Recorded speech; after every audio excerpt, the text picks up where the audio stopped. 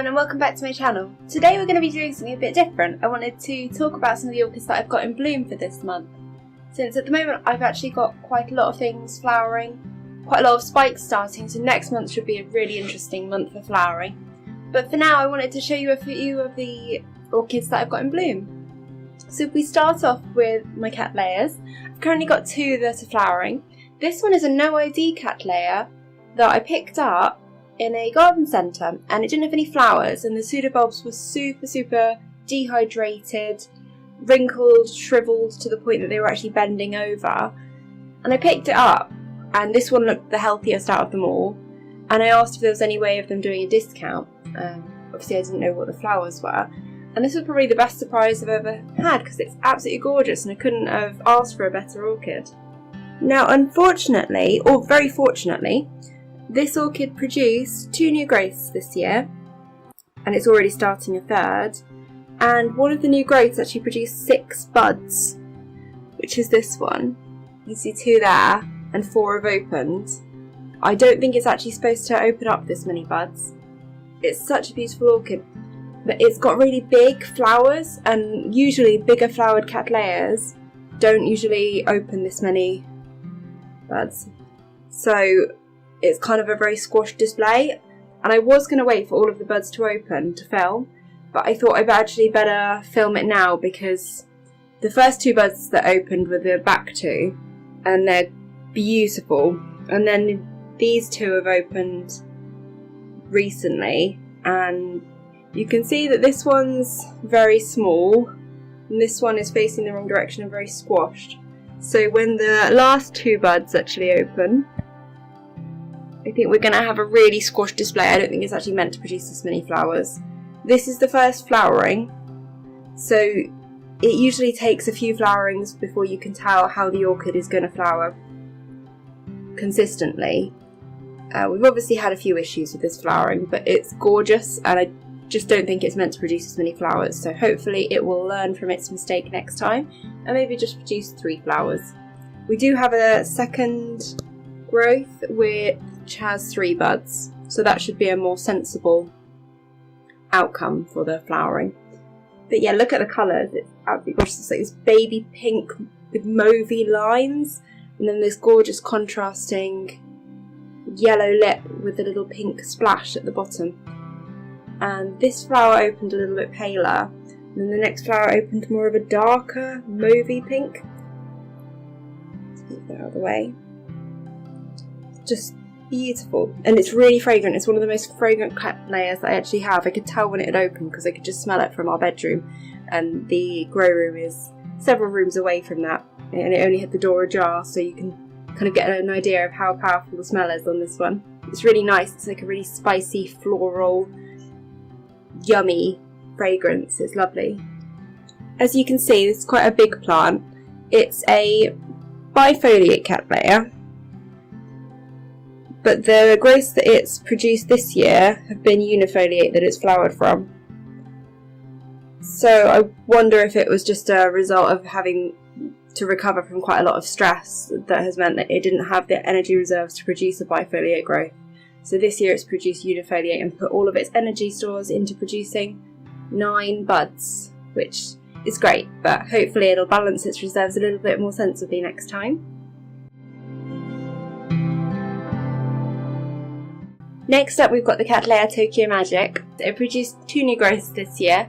It's a really nice buttery yellow with this beautiful contrasting line of magenta across the lip.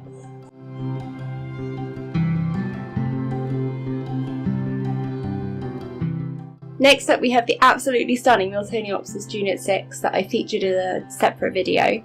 I wanted to film this, although you've already seen it in bloom, because I think this colour change is at its maximum intensity now. So I'll put some footage up for when it first opened, and it opens like a really beautiful creamy buttery yellow with little pink hints in the eyes, and then it darkens to this really lovely tropical luminous pink, and I think that this is the full colour change that we're going to get.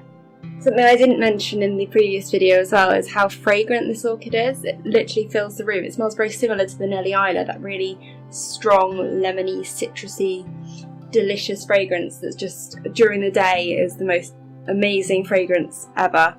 And a lot of my Miltoniopsis don't have this strong fragrance, they're much more light and floral.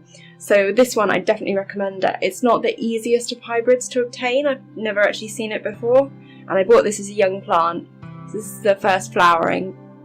Hopefully it'll continue to flower as beautifully. We've got another flower spike starting at the back there, which has 3 buds on.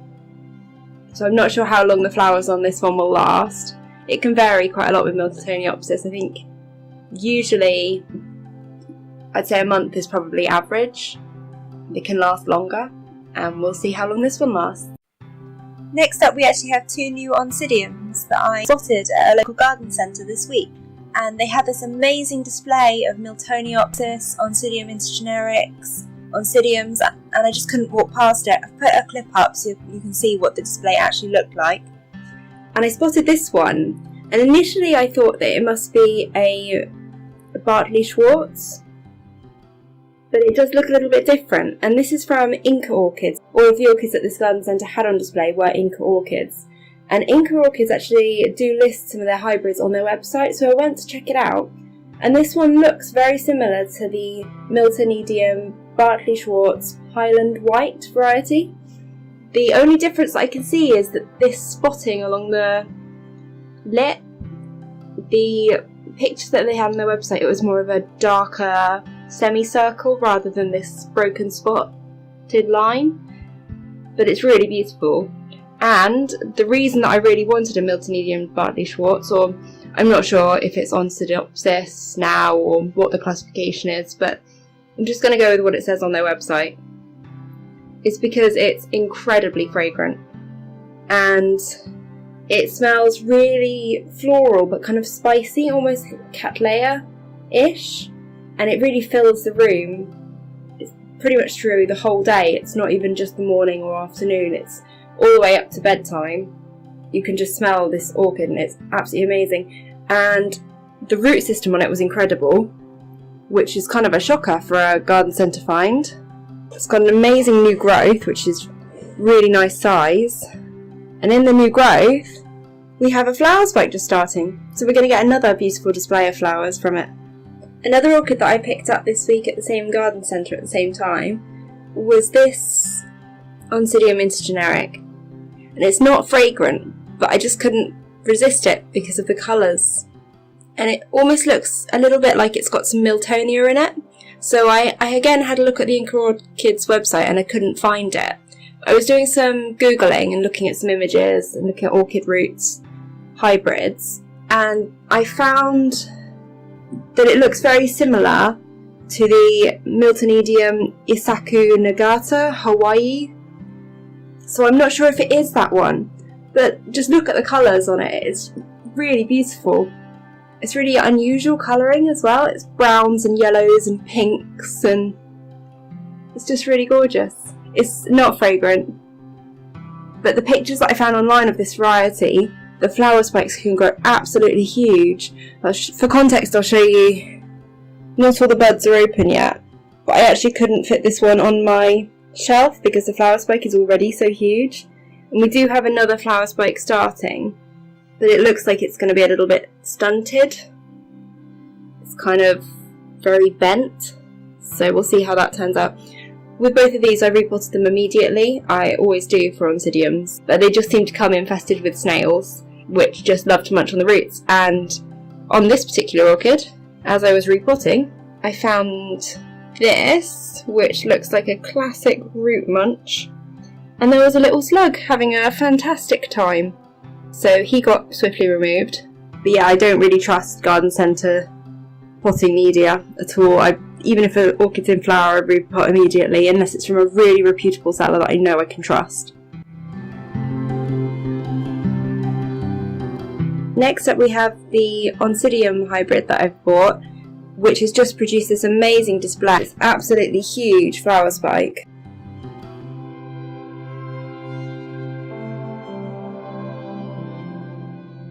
So next I'm going to talk to you about the Phalaenopsis that I've got in flower at the moment. The amount that I've got in flower means that it's going to be very time consuming and probably a bit boring for you guys if I take you through them all individually. So what I did earlier in the week was just pull them all down, all the ones in flower, and put them on tables, and I'll just talk about a couple of them. So this is the Phalaenopsis Sweet Memory Liodoro, which is a really fragrant hybrid.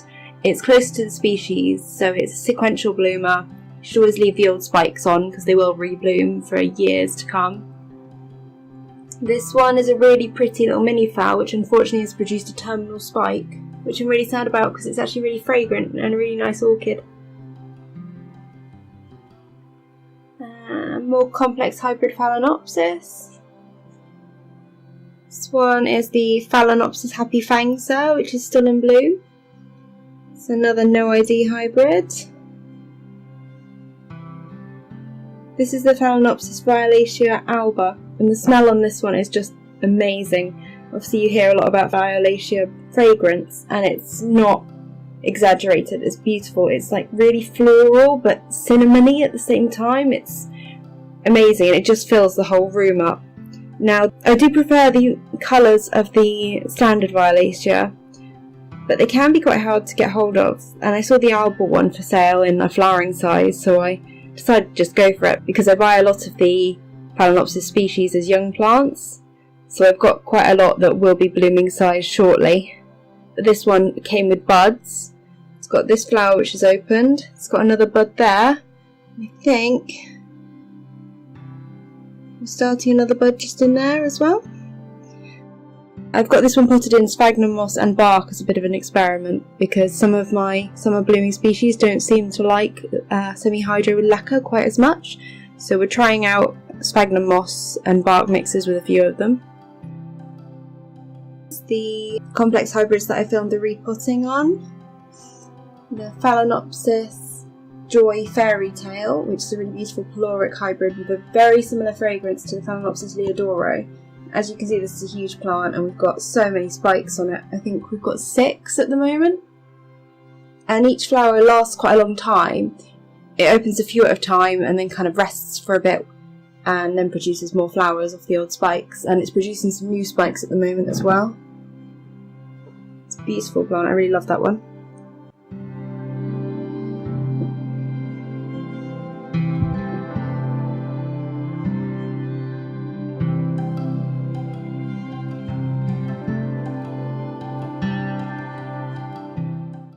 Another orchid that we have in bloom this month is the Masdevallia Glandulosa.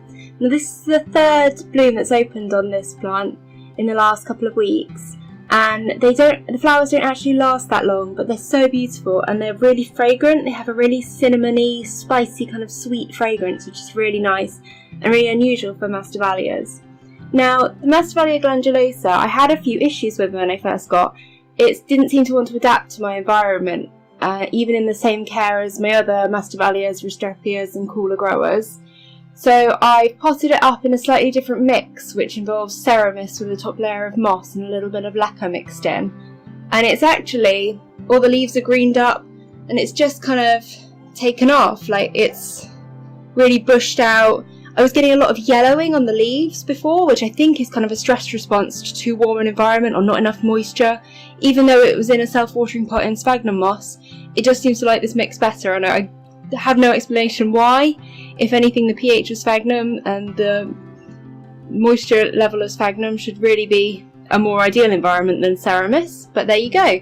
Sometimes trying new things kind of pays off with these sort of orchids. And it's not in bloom. I know that these flowers don't tend to last very long from past experience. So this is my Restrepia Cuprea, and it probably won't be in bloom when I film next time.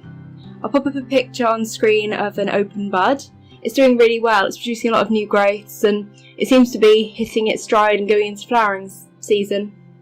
So another orchid that I've got in bloom is the Masdevallia Parlatoreana, or at least that's what the label says. I've done a bit of research into this orchid and I believe that this is a naturally occurring hybrid between Vechiana and Barliana and is actually called Masdevallia Splendida variety Parlatoreana, but I'm not 100% sure of that. The tag just says Parlatoreana and you can see how long the flower spike is, and it's got a second spike. And the flower on this didn't come out quite as well. This is the first blooming for it. You can see it's a little bit kind of crinkled and the colour's a bit more patchy. This plant's doing really well for me. You can see I've got some really nice moss growing on the top of the Ceramis there. So yeah, it's in a mixture of Ceramis and leca in a self-watering container, just like the rest of my cooler growers. Show you some of the roots there. It seems to be doing really well in this system. So I may switch all of my Masdevallias over to Ceramis because they seem to be doing quite well in it, and I've kind of been switching a few. And I did an experiment with one where I bought 2 identical plants from the same nursery that were both divisions of the same parent plant, and I potted one in sphagnum and one in Ceramis and leca mix in self-watering, and it actually seems that the one in Ceramis is doing a bit better. So in my environment at least, it seems like the best way I can grow them is in this system, which is a bit odd, but I'm not complaining. We'll see how it works long term. And I think that's pretty much it for what I've got in flower at the moment. I've got a lot of spikes developing on my Vandas and some really interesting flower spikes developing on some other orchids, so I think next month's going to be a really interesting what's in bloom. But for now, that's everything. Thanks so much for watching.